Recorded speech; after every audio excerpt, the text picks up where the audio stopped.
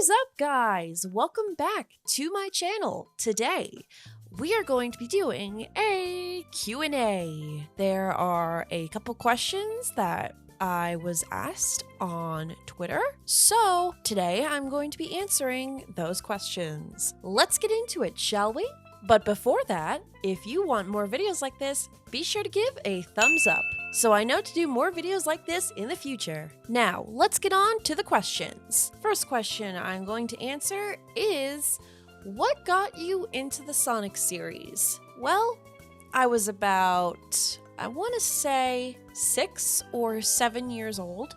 I watched Sonic X via 4Kids alongside Kirby right back at ya. I remember the first episode I watched was actually, I believe it was episode 3. I think the title was Chaos Control Freaks. I don't know for sure. It was something like that, and I remember at first I was very confused about the show, but I got more into it later on. I watched the episodes online, and I loved the show. I was hooked on the show.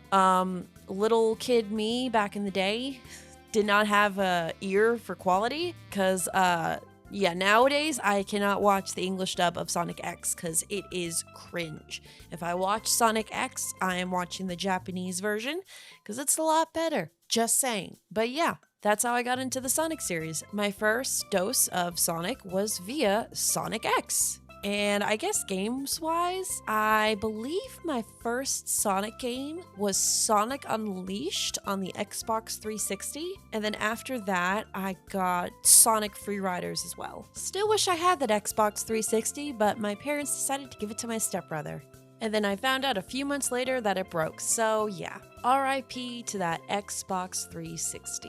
May it rest in peace. Question number 2. How do you usually get into character? How do you immerse yourself so that you can give the best performance? Ooh, that is an excellent question. It's kind of a long process, although not really. I try to immerse myself in the character as much as I can. I try to get their personality.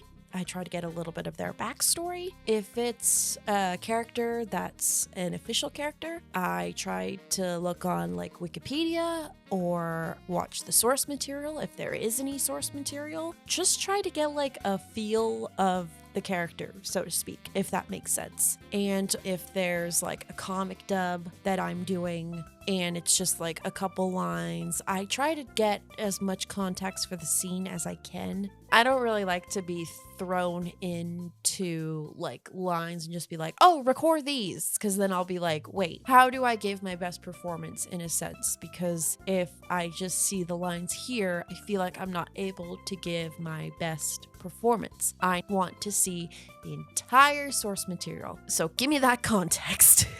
But yeah, that's basically what I do. Just get a good feel for the character, get as much context for the character as possible, and then just go for it. Okay, question number 3.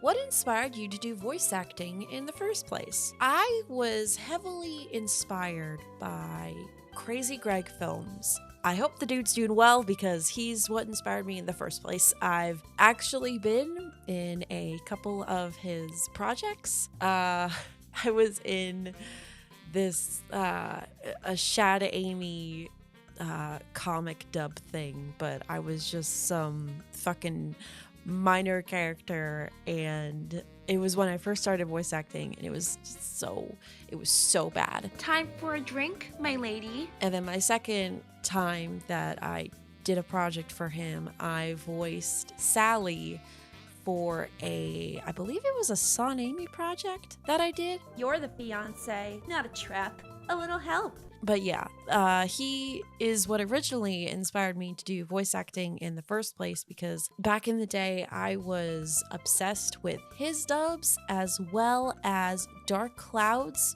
dubs. When he would dub the Archie comics, I was like, shit, I want to do that. Like, it just seems like so cool. It just seemed like, to me at the time, it just seemed like it was so difficult. So I never really wanted to do it. But then one day I just stumbled across this casting call video thing on YouTube where it was just like, oh, we're dubbing this Shad Amy comic. And at the time I was like, oh my god, I love Shad Amy. Like, it was literally one of my favorite Sonic ships at the time. I know, very cringe. But I saw that video and I was like, oh my god, I want to audition, but I don't have a microphone. So me, being stupid at the time, was like, I just want to use my iPad, but then I'll just get as close to the mic as I can. So my audition was really bad. I remember I believe I auditioned for Rouge. And then I auditioned for Maria, and then I auditioned for Jazz. I got casted for Jazz, which was Shadow's Chow, and I just made like fucking chow noises, but it was really bad, like really cringe at the time. And all of my acting back then was bad because, you know, I was just starting. I mean, you gotta start somewhere. But yeah, that's what inspired me in the first place. And that's how my husband and I actually met. Yes, we met through a voice acting project, and that's how we started dating. Yeah. Question number 4. What mic do you recommend for VA or streaming? If we're talking XLR mics that require you to have a audio interface, I can easily recommend the Rode NT1A. I use that for my voice acting commissions, and I love it. If you're looking for an XLR mic that's around the $100 price range, I also recommend the Audio-Technica AT2020. I've used that mic in the past for a lot of my voice acting stuff. I also used to use it for streaming. It's affordable. It's very easy to use, very versatile. If we're talking USB mics where you don't have an interface and you just want to plug in the mic to your computer, honestly, I don't recommend any.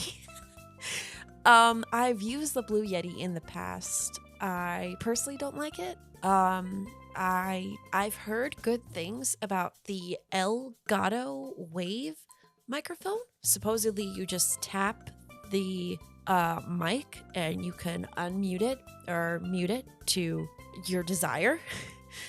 I've heard it's easy to use, so I can't really give my full recommendation for it, but it is a mic I've heard good things about. So if you're looking for a USB mic, check out the Elgato Wave. A mic I do not recommend anyone gets whatsoever is the Blue Snowball microphone. It is a very cheap microphone. It's a toy, basically. Okay, here's the hard thing. If you're just starting out, then go get a Blue Snowball. If you're just starting out with voice acting, if you just want an easy mic for streaming, then get the Snowball. It's affordable, it's easy to use, but if you want to use it like permanently, like that's gonna be your fucking mic that you have for the rest of your streaming or voice acting career or whatever you want to use it for, I can't recommend it. But fucking you do you, dude. You do you. But if you're just gonna use it for calls, then I guess I can recommend it. It's affordable, but that doesn't mean it's good. Okay, question number 5. When did you first start your YouTube career as a VA? I first started my career back in 2019. Like I've said, I was just starting voice acting. So I kind of made my channel just for the hell of it. I was trying to do comic dubs at the time. I did not know how to edit, but my husband, then boyfriend at the time, was very kind enough to offer his services and edit some of my dubs. I believe the first video I put out was back in October of 2019, if I remember correctly off the top of my head. That was my first video that I put up for my channel. If we're talking the first video I edited, shit, it was probably 2020 was the first video that I edited, but probably was not any good because I was just starting out. But you know, like I've said plenty of times in this video, you gotta start out somewhere, am I right?